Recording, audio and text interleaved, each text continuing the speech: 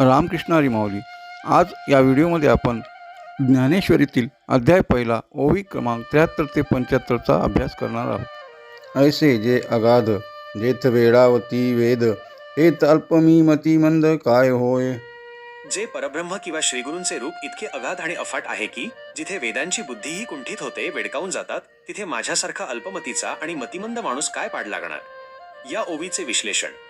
अगाध आणि वेद. भारतीय परंपरेत वेद हे ज्ञानाचे सर्वोच्च प्रमाण मानले जातात. परंतु ज्यावेळी ईश्वराचे किंवा श्रीगुरूंचे वर्णन करण्याची वेळ येते तेव्हा वेदांनाही शब्द सुचत नाहीत, ज्याला नेती नेती म्हटले जाते. मतिमंद. ज्ञानेश्वर महाराज स्वतःला मतिमंद म्हणत आहेत. हे त्यांचे अज्ञान नसून ईश्वराच्या विशालतेसमोर त्यांनी व्यक्त केलेली अनन्य शरणागती आणि निरहंकारिता आहे. भक्तीचा भाव. जेव्हा एखादा साधक मोठ्या कार्याला जसे की ज्ञानेश्वरी लिहिणे हात घालतो तेव्हा तो स्वतःचे मोठेपण बाजूला सारून मी निमित्त मात्र आहे हा भाव ठेवतो.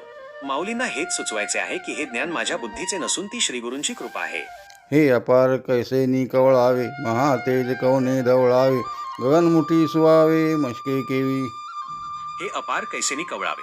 हे जे अपार अथांग असे ज्ञान आहे ते माझ्यासारख्या पामराने कशा प्रकारे कवेत घ्यावे, याचा विस्तार कसा सांगावा. महातेज कवणे धवळावे. सूर्यासारख्या महातेजाला अधिक उजळ करण्याची शक्ती कोणामध्ये आहे. मुळात जे स्वयंप्रकाशी आहे त्याला मी काय प्रकाश देणार. गगन मुठी सुवावे. मशके केवीन. एखाद्या चिलटाने मशक संपूर्ण आकाश आपल्या मुठीत धरण्याचा प्रयत्न करण्यासारखेच हे माझे धाडस आहे. भावार्थ आणि संदर्भ.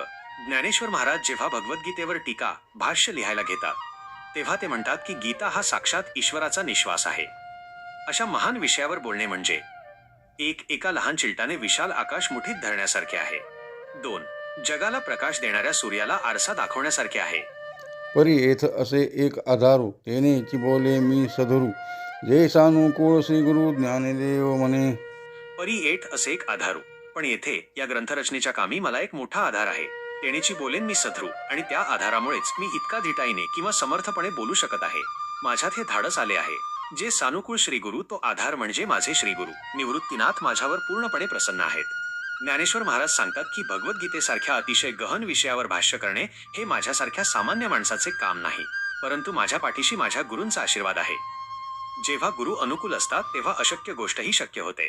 मी सधरू, मी समर्थ आहे असे म्हणताना ते आपला अहंकार मिरवत नाहीत, तर हा आत्मविश्वास त्यांना त्यांच्या गुरूंनी दिलेल्या शक्तीमुळे मिळाला आहे असे ते स्पष्ट करतात. बोला पुंडलिक वरदेहार विठ्ठल श्री गुरु ज्ञानदेव तुकाराम पंढरीनाथ महाराज की जय. माऊली ज्ञानेश्वर महाराज की जय.